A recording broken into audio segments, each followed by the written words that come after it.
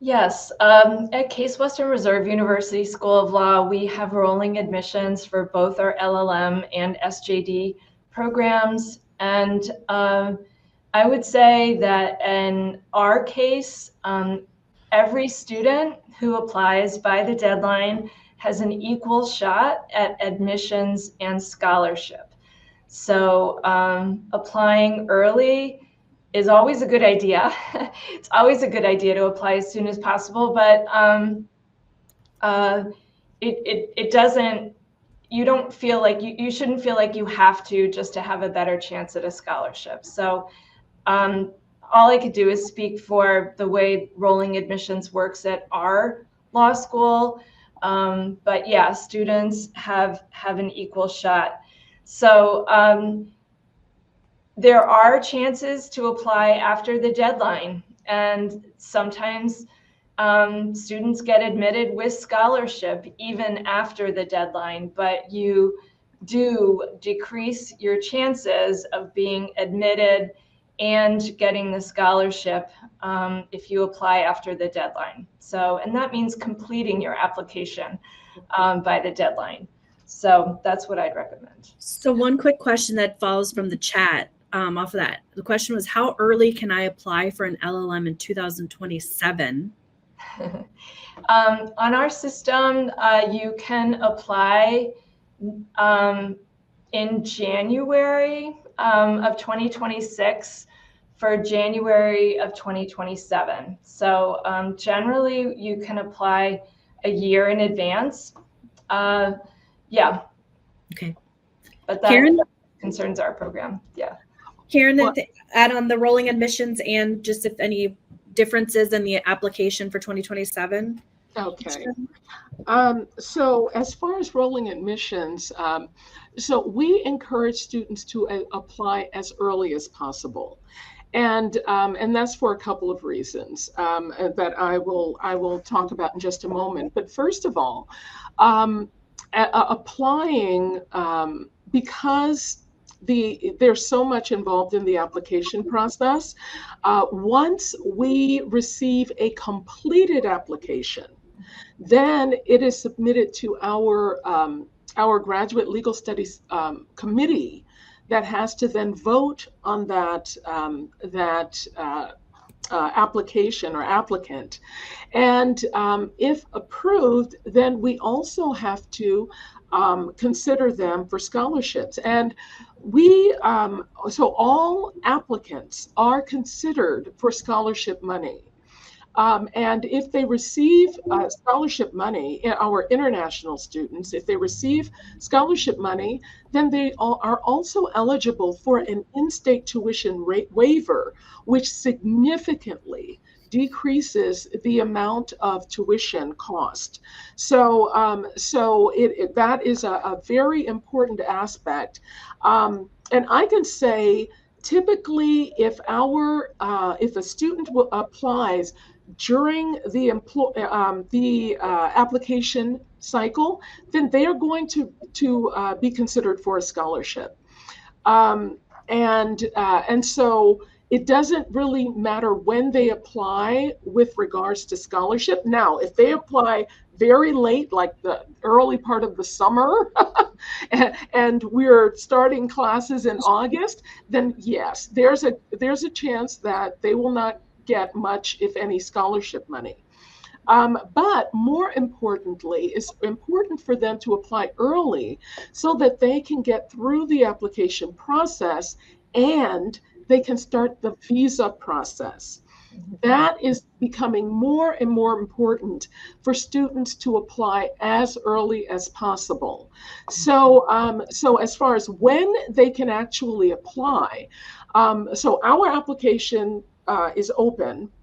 It typically opens in early fall, and it's open through, it's open through, for our international students, open through the beginning of May. But for 2027, what I would suggest is, if you know that you want to do an LLM program, just go ahead and apply, because with us, we can get you through the application process and we can defer you to 2027.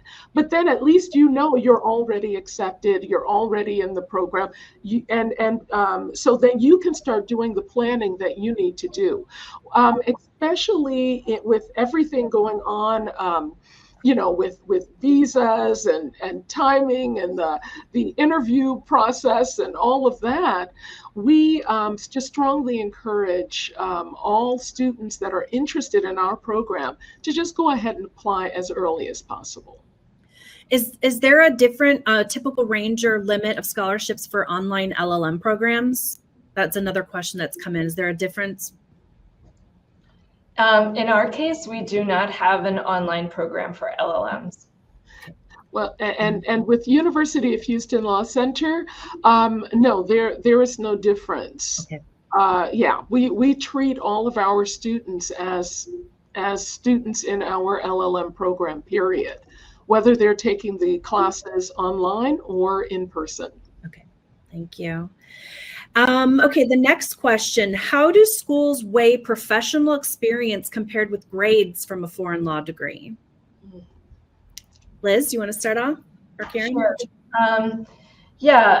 We do respect and want to know more about our applicants' professional experience, especially when it comes to practicing law.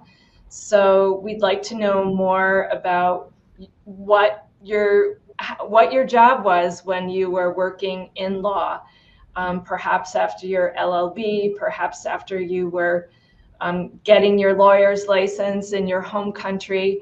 That is very valuable to us. And being the advisor for many years to hundreds of LLM students over the years, I definitely see the maturity that those students bring to their studies. Because, one of our professors likes to say, success in an LLM is like treating your degree like a job. So show up on time for classes and show up on time to participate in meetings or classes and that kind of thing. So professional experience is valued. Grades are also valued. That is an insight to how you perform in a scholarly setting. I would say in general, like we place more emphasis on your transcript than we do on your professional experience. But I would say your professional experience can augment your application if your grades are not tip tops. So and definitely I think the best way to take advantage of the professional experience is to submit a resume if the application portal allows that, and also to really play that up in your personal statement. So that way we understand what your involvement has been in your professional activities. That's a way, as I say, to augment your application, especially if your grades are not tip tops. Thanks. Karen? Yes, I completely agree with what Liz has stated. So I will just do a little bit of reiteration. Yes, grades are important. It is the only real measure that we have, of your past performance in a scholarly program. So grades are important, but by the same token, your professional experience is also important. As Liz mentioned, often your professional experience can augment your performance, or if there was a little, not quite where you might want your grades to have been, then your professional experience showing that you've developed skills that that your grades might suggest are lacking, that's going to be very important for you. And yes, absolutely utilize your personal statement to show how yeah, maybe in school you slacked off a bit because of whatever the reason was, whether it was some personal challenges, or because you were just partying at the time, whatever the issue was.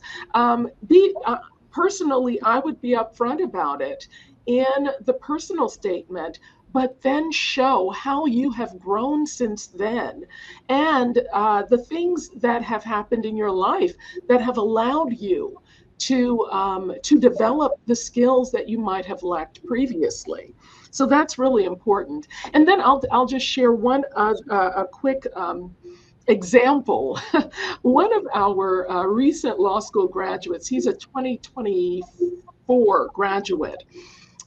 He he was a barista at Starbucks. That was his past experience, but he was so proud of his work, and it was wonderful. He ended up being an incredible student. I think he's from Mexico, if I'm not mistaken, but incredible student, passed the bar first time, so just incredible. So it doesn't matter, even if your past experience is not in law, if you can use it and show how you gained communication skills, or whatever the skill is, if you can show that you've gained those skills through that work experience, then please share it, because it can have an impact. Thank you.